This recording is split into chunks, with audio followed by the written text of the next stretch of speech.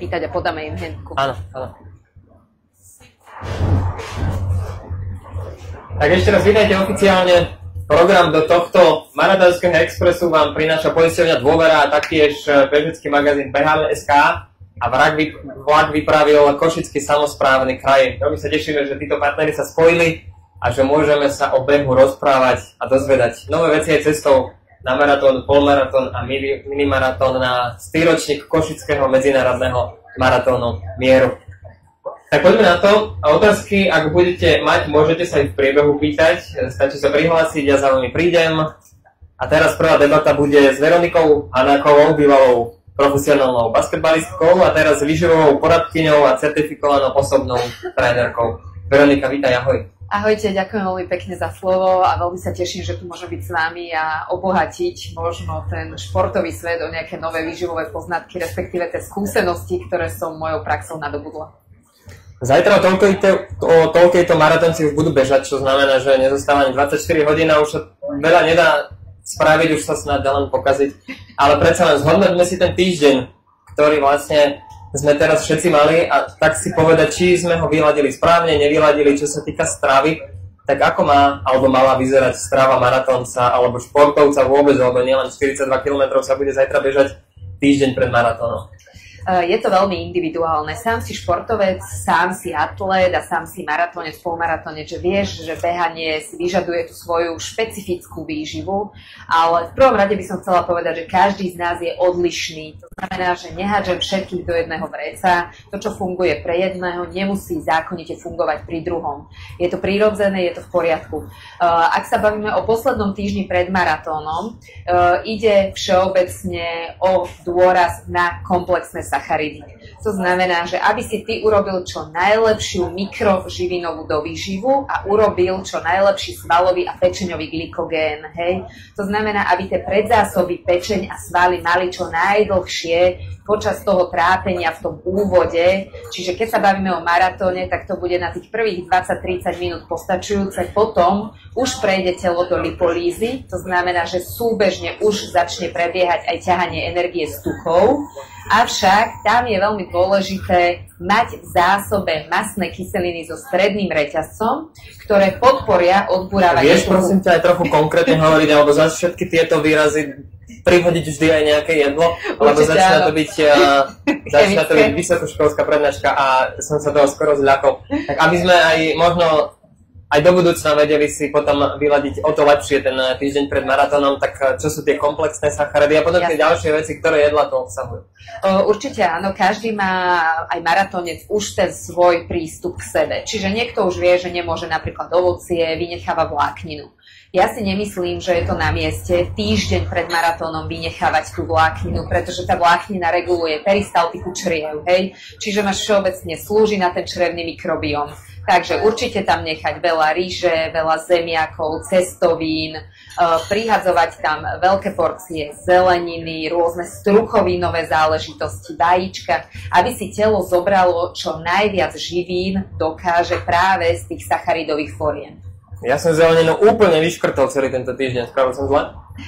Vieš čo, úplne nemusíš, ja sa pozerám na zeleninu ako na prílohu, hej? To znamená, že nie je to u mňa main jedlo, či už je to v prípade, že šaláde nepovažujem za jedlo maratónca, hej? To je vyslovene len príloha k nejakému komplexnému jedlu. Dôvod, asi by som to úplne nevynechávala, pretože sú tam nejaká forma enzymov, hej? Čiže prevažne sa bavíme o čerstvej zelenine. To, čo teraz je lokálne, čiže nejaké papriky, paradajky, máš tam veľa vitamínu C, ktorý ešte je dostupný práve teraz. Hej, potom v zime už ho nebudeš mať tak dostupný, ako je teraz. Takže nejaké malé množstvo zeleniny tam určite nie je na škodu a môžeš ho dať. Samozrejme, ty to cítiš, že či ti to prospieva alebo nie. Môžeš mať nejak zase iné zloženie črevného mikrobiomu, že tebe to nemusí sedieť, pretože ti produkujú tie mikróby nejaké iné plyny, vieš, v črevách. Takže je to špecifické a určite tak, ako to ty máš navnímané. Dobre, poďme ďalej, lebo na každého hostia máme tak do 20 minút, aby sme sa posunuli a nezostali vlastne len v debate o včerajšku, ale dostali sa napríklad aj k dnešným jedlám, ktoré ešte máme pred sebou. Ten dnešný deň pred maratónom a skladba stravy jedla má vyzerať ako? Deň pred maratónom by som určite venovala, že sacharidy a sacharidy. Hej, lebo zajtra už toho veľa neurobíš. To znamená, že zajtra už pôjdeš... Čiže sa vám celý obsypať cukrom. Obsyp sa celým cukrom, môžete zjesť sladké, čokoľvek vás len napadne. Je to alfa omega dneška a hlavne, čo som povedala, že je najdôležitejšie, nezanedbať pitný režim a dneska vypiť čo najmenej kávy. Hej, čiže dneska nedávať kávu, nedávať čierny čaj. Jednu môžete, ale nie tak, ako ste zvyknutí, možno 3-4 šálky. Hej, k tomu veľa vody, naozaj veľa, čo najviac sa dá hydratovať to telo a dodávať mu komplexné sacharidy, ovsené bločky, dávať mu rýžu, dávať mu zemiaky, dávať mu cestoviny. Kľudne večera by mala byť vysokosacharidová, ale ja by som povedala, že menej bielkovinová. To znamená, že steak na večeru so zeleninovým šalátom nie je to ideálne, ale risotto, napríklad špenátové alebo cviklové, je to ideálne, alebo ako si ty hovoril, tie francúzske zemiaky sú úplne košer. To som nehovoril, to ešte len poviem. To som ti posielal, aké otázky budem klásť. Pretože pred 2 rokmi v Paríži, keď som bežal maratón, deň pred ním, dokonca to bola večera, som si dal francúzske zemiaky alebo ich verziu tartiflette, čo sú zemiaky s masnou slaninou a k tomu ešte taká dobre opražená cibula a spravené na víne. Úžasne to chutilo, len nejak som zabudol, že vlastne zajtra beží maratón. Ale bolo to super, vôbec ani som to neulutoval, zabehol som si tam krásny osobák 2,55, bolo to fantastické. A vtedy som si vôbec neuvedomil, alebo nejak nespomenul, že ja nemal som jesť to masné, alebo asi som si mal dať radšej sladké. Tam to nemalo veľa spoločného s tým, čo teraz hovorí, že je cukor alebo sacharidy. Tak existujú také výnimky, že môže sa podariť, že keď si niekto dá trošku iné jedlo, alebo aj výrazne iné, tak to nepokazí? Tie francúzske zemiaky sú práve vysokosacharidové jedlo, hej? Lebo keď sa bavíme... Áno, bolo tam aj masné. To je v pohode. Ten olej, keď sa tam pridá, či už to bol slnečnicový, repkový alebo olivový, je to úplne v poriadku, nič s tým nepokazili. Ale nemal si tam major veľa mäsa, vieš, a nemal si to presýtené bielkovinami. Problém je, ak dneska človek napríklad by dával veľa mliečnych výrobkov, to mu zhorší vstrebateľnosť iných živín, zanáša to telo na dlhší čas a ten tráviaci trakt je prepracovaný. Hej? To znamená, že trávenie tých živočíšnych bielkovín trvá od 5 do 8 hodín. To znamená, že vám bude veľmi dlho trvať, kým ten kazeín, kým tú laktózu proste celú spracuje telo. Takže preto radšej, ak máme možnosť, tak sa vyhneme práve tým mliečnym výrobkom. A čo spraviť potom pred maratónom, lebo predsa len za noc z tela niečo aj odíde a zásoba glykogenu o niečo klesne a potom ráno, aby som sa naštartoval a naozaj telo povedal, že už teraz je ten čas, kedy máš zbežať a podať ten výkon, na ktorý sme sa pripravovali niekoľko mesiacov, tak zajtra ráno čo ideálne, ako naštartovať telo?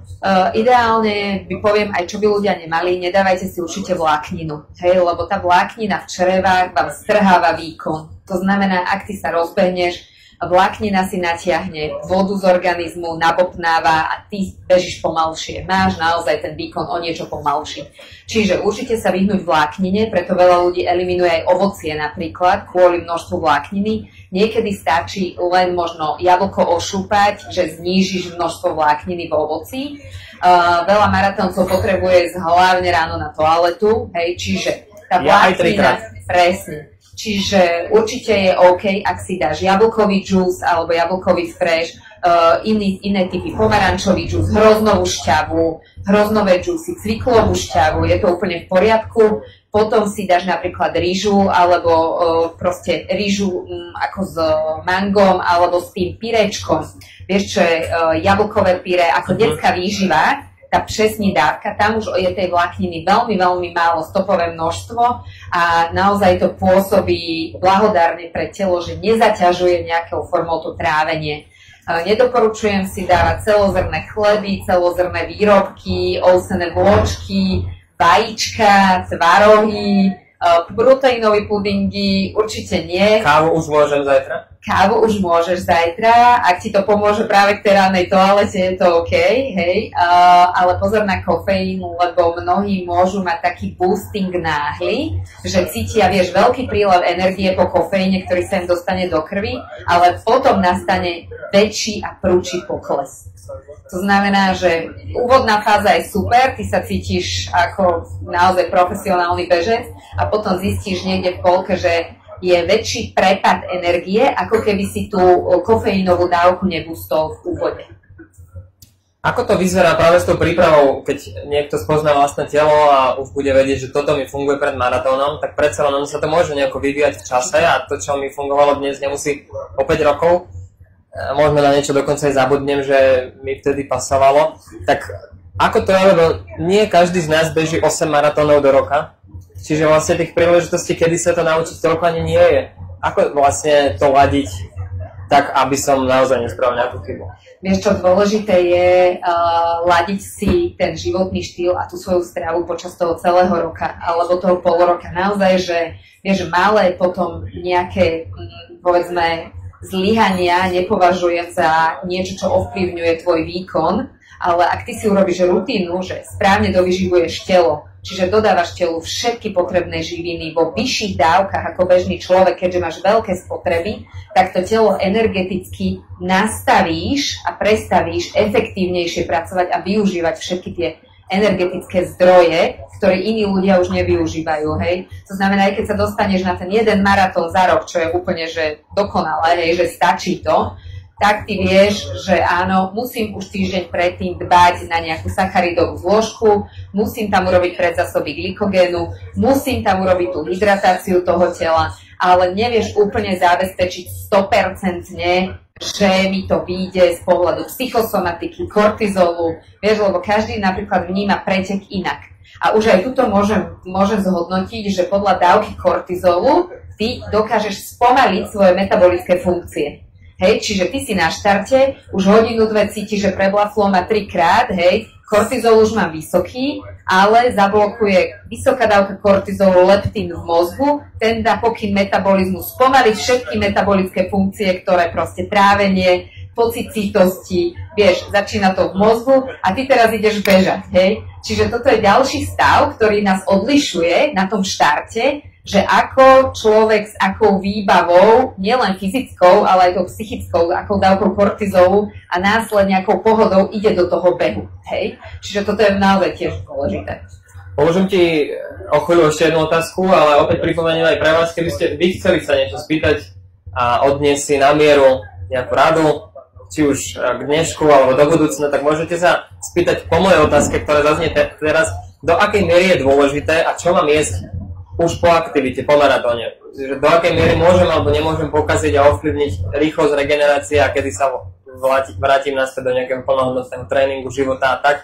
Lebo predsa len keby som hneď po maratóne si dal vypražaný sír a ešte k tomu 3 piva, tak viem si predstaviť, že by som sa regeneroval dlhšie a spamätával z toho, ako keby som si niečo príčetnejšie dal. Tak do akej miery je dôležité a do akého času to treba kontrolovať? Určite dobrá otázka, pretože výrazne vieš zrýchliť svoju regeneráciu a zlepšiť komfort po maratóne, po tak náročnom behu. Čo je veľmi dôležité, je hydratácia v prvej fáze, čiže ísť cez jonty. Naozaj, či sú to vysokosítené mineralizované vody, čo majú prírodný charakter, alebo máš potom už rôzne gély, alebo máš jontové nápoje. V prvej fáze doplň telu všetky potné straty, ktoré nastali. Tam doplníš časť sacharidov. Potom chceš doplniť glukózu, čiže glykogén do svalov, do pečene, čiže budeš mať chuť na čokoľvek sladké. Čiže preto vám poskytujú ovocie, preto vám poskytujú po štarte akékoľvek sladké tyčinky. A hlavne ešte aj do tých 30 minút by bolo fajn zabrániť odburávaniu a vyplavovaniu kyseliny mliečnej do svalov, čiže nejaká forma rýchlo strebateľného proteínu v peptidovej forme, čiže akýkoľvek len hydrolizát do vody a striktne vypiť do 30 minút ti urýchli výrazne tvoj stav po maratóne. Je tu otázka aj od vás nejaká? Kľudne sa pýtajte, vlastná skúsenosť. Nech sa páči, nahrávame, ale na videu nebudete, tak aspoň takto. Ako viem, že jem dostatočne veľa? Otázka by zaznelo, ako viem, že jem dostatočne veľa. Je to dobrá otázka, pretože veľa ľudí nepozná svoje bazálne minimum. Určite ste boli niekedy postavení na InBody alebo na Tanitu. Je to taká tá špeciálna váha, kedy vami prechádza elektrický prúd. Hovorí vám to niečo?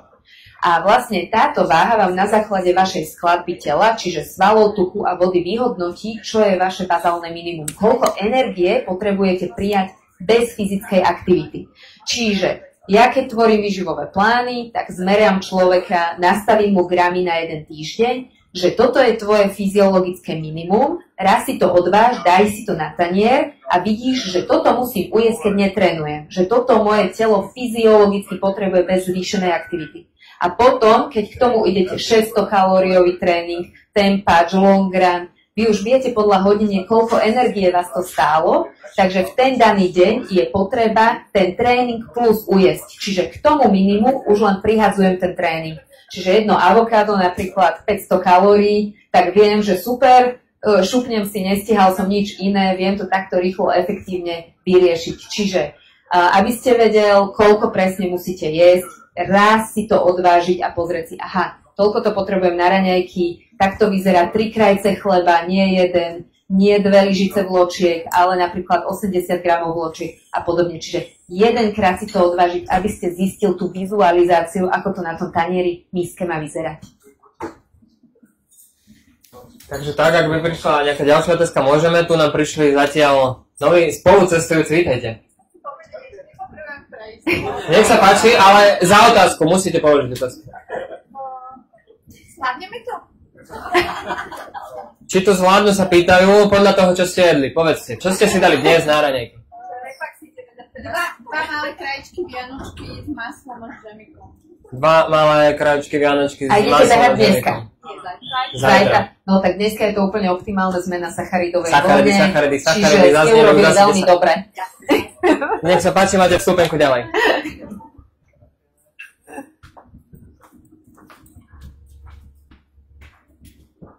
Možno ešte jedna otázka rýchla. Nech sa páči. Príjem sacharidov počas samotného behu. Príjem sacharidov počas samotného behu, to by mohla byť posledná téma, potom sa už posunieme k ďalšiemu hostovi, ktorým bude William Novák. Ale teraz poďme sa ešte pozrieť na to, ako vie vyzerať samotný priebeh podujatia. Bavíme sa o maratóne alebo polmaratóne, hej? O celej 42. Je to individuálne podľa tých vašich zásob, čo dokázala pečeň a svaly uskladniť, ale využívate v podstate všetky tie hydratačné stánky, ktoré vám k dispozícii sú a potom doplňujete 2 gély počas tých 42 kilometrov, čiže je to forma rýchlych cukrov, kedy naozaj podporíte svoj výkon a zabraníte katabolizmu, čiže závisí od vašej kondície, s ktorou idete do toho maratónu a ako to máte navnímané, že človek štandardne potrebuje ten prvý gel podľa výkonnosti a tempa niekde okolo 15. kilometra, dá si ho, potom ide ďalší okolo toho pred tým 30., že si dá ten 28., 30. a potom si môže dať, ak ešte cíti, že to nedá podľa toho veľkosti, ako si ho dá, lebo mám maratóncov, ktorí si ho dajú, že lepšie mu je na jednu dávku celý a niektorí si ho dávkuje častejšie menej. Podľa trávenia, ako mu to sedí. Čiže je to veľmi individuálne, ako vy to máte nacítené, ale ide o cukry. Určite tam nedodávajte žiadne proteíny, ani ťažko stráviteľné nejaké aminokyselinové záležitosti. Čiže cukor s cukrom. Cukor s cukrom dá sa predávkovať napríklad gelmi počas preteku? Nepredávkuješ sa, lebo tam sú také veľké spotreby, že to nemá šancu. Že naozaj ty si ako rozbehnutá mašina a nebudeš mať chuť každý kilometr otvárať gel, hej? Takže ak by si dal 40 za 40 kilometrov, pravdepodobne áno, ale toto sa tam neudeje a nikto rozumný takéto nápad nemá. Ale viete to telo napríklad neprijať. Konkrétne môjmu otcovi to neprijalo, vybehlo mu to tým istým otvorom, ako sa to do neho vrátilo, teda dostalo a potom vlastne skončil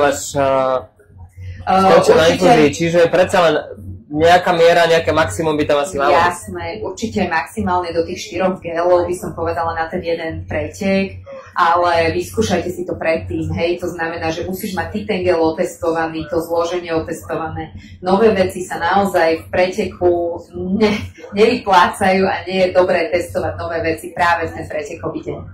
Ale zrazu niekde vo svete dostanem nejaký super hydrogel a beha na tom Kipchoge, tak si poviem, že ja si to dám. A spravím chybu, hej, keď si to dám vtedy prvýkrát? Určite áno. Vtedy urobíš chybu, aj keď to napríklad Kipčok zvláda, má to otestované a robili mu to na mieru. Nemusí to byť tvoj prípad, napriek tomu, že to môže byť špičkový produkt, nemusí tebe sadnúť.